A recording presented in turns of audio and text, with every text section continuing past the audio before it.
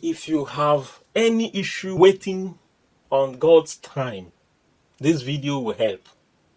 I will be digesting that quotation from the book of Habakkuk 2 verse 3. We Christians, we will always hear God's promises.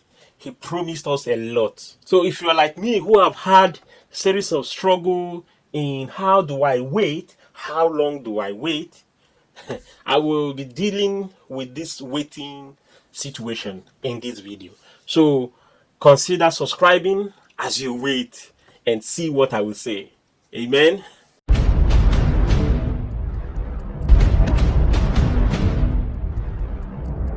How to wait for an appointed time as a child of God.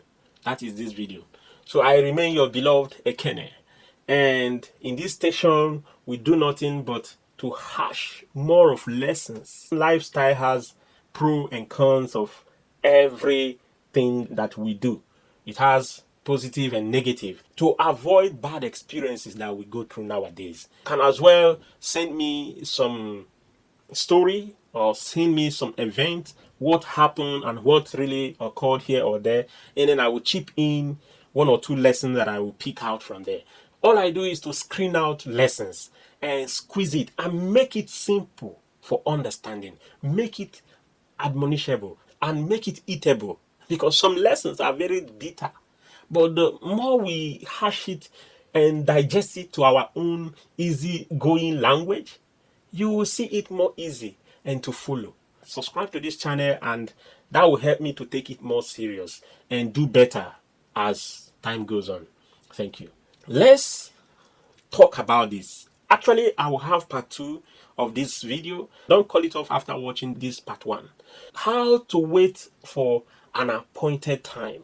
It is something that we Christians has come to see and we think we can avoid it. Waiting for an appointed time is in every aspect of Christianity. Our Lord Jesus will come the second time, you have to wait. Promises of God in the scripture, you have to wait.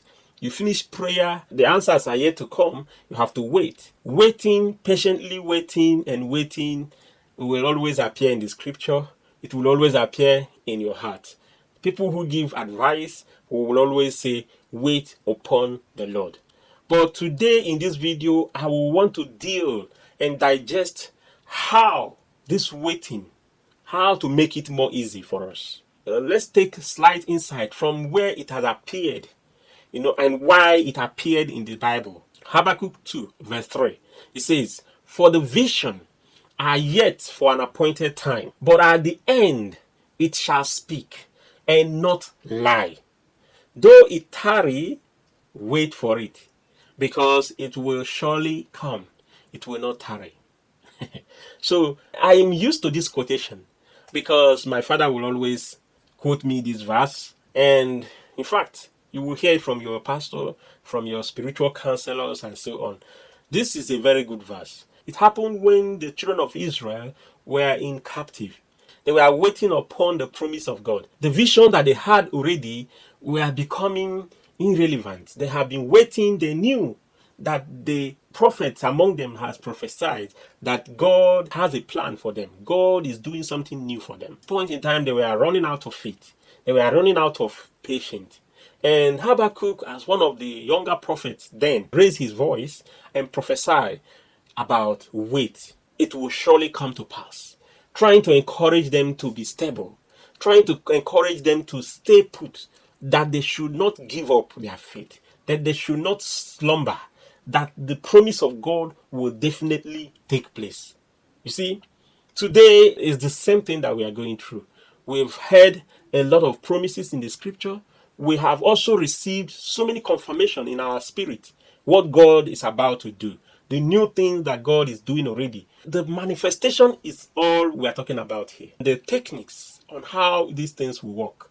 There is one thing that is certain. We want to bring it to our own time, where a child of God will wait and wait and wait and wait. What is happening? This video is to unleash a mechanism that will help the waiting and that will hasten the manifestation of God's hand upon our life. That will trigger those promises to come to manifest as early as it should be, or as early as possible. So, first tip is watch and pray. As you are watching and praying, something is happening. You are connected. So that connection that you have and watching is to know when Satan comes, to be at alert, to stop Satan from taking away what is almost happening, what is about to take place. Because Satan knew the timing too, and then he will always come almost to the time when something is about to happen. When good things are about to strike or to take place, he will come with distraction. So watching and praying is my first tips. Second will be remember or remind yourself that there is an expiring date for every situation you find yourself. Anything on this planet has expiring date. And as far as that is for you, that thing will expire before you. Because there is time for everything, if you are alive and here comes sickness, and that sickness is not you, it's just part of your life. It has to stay a while and go. It will expire. The problem is when we think it will never expire, that it will take over the life itself.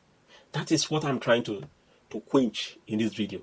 Because when you think it will take over the life, there it will begin to mount to something else.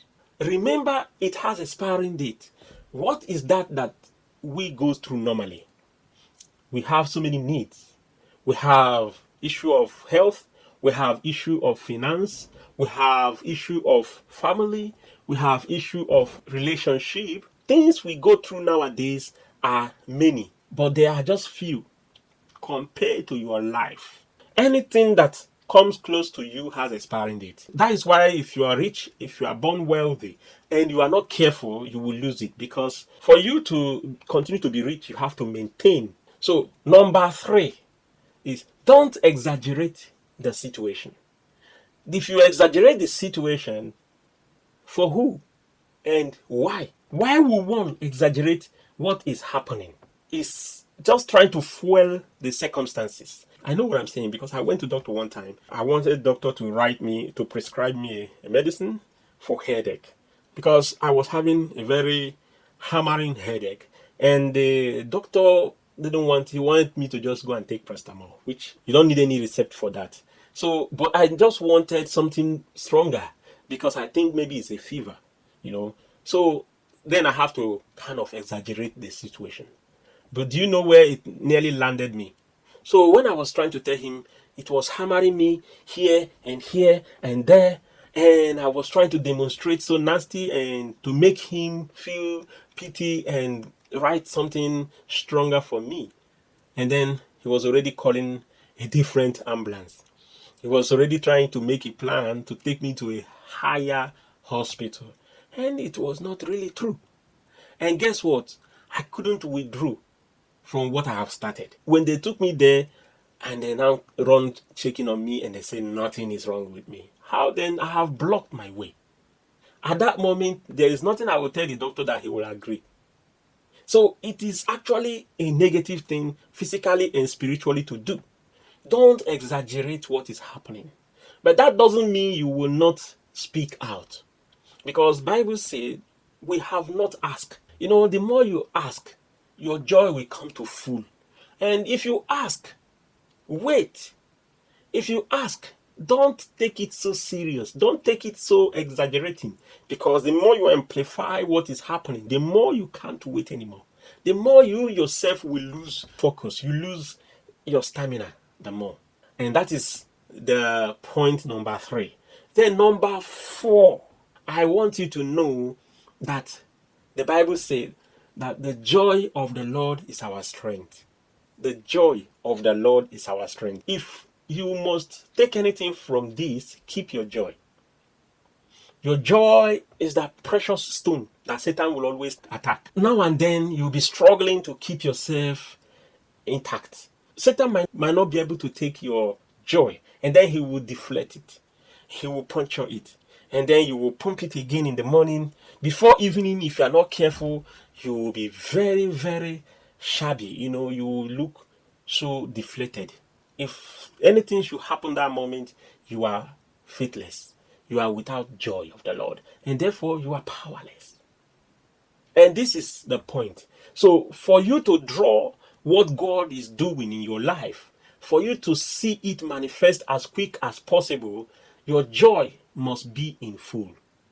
Whether things are bad or things are good, the joy of the Lord in your life must never be touched by anything. So if you keep your joy intact, you will see that it will hasten that timing that we are talking about. Waiting upon the Lord, instead of it looking like 2 years already, it will look like 2 weeks, because you will hash out a grace. It will look so easy. Someone may see you and think, oh, you are going through this, you are this, and this is happening to you, but for you, you are okay, because the joy of the Lord is the river that flows in the grace of God upon our life. The joy of the Lord is our strength, and so shall it be to you and your family. Whatsoever you think you are going through, it's not only you. Remember, there are other people, and so many of us, no one is without struggle. So if we are all with one or two struggle, therefore, know that there is an expiring date for your own. Sometimes we pray for the situation to run off. It will not go. And then we have to overgrow that circumstances. And some situations are made to pursue us into the right place. I don't say you should wait and be sleeping and stay where you are. No, you have to try to know if it's God trying to pursue you out of where you are. There's another video I will do, how God answer prayer. Watch out for that video, and you will see that some things that happen was actually the answer to your prayer. And so, this one I concluded by saying in recap, watch and pray. Make it so clear to yourself that everything has an expiring date. Third, don't exaggerate anything. Say it the way it is, or the Bible even said we should confess the opposite. When you are weak, you say you are strong. Yes, because what you confess is what you become. Thirdly, keep your joy at all cost. By so doing, God in his infinite mercy will sustain you. He will see you through and deliver you from every struggle and place you on that platform that you have ever dreamed to be in. May his promise in your life come down. May all that you've been waiting for manifest in a due time. So shall it be. In Jesus' name, amen. I still remain your beloved Ekene. And in this channel, I will be waiting for you to subscribe and click the notification bell so that whenever we upload, you will be there to see it. If you don't like the one you see now, definitely there is one that you may like, and that may also benefit you. Send me well greetings to your family, and see you in my next video. Bye.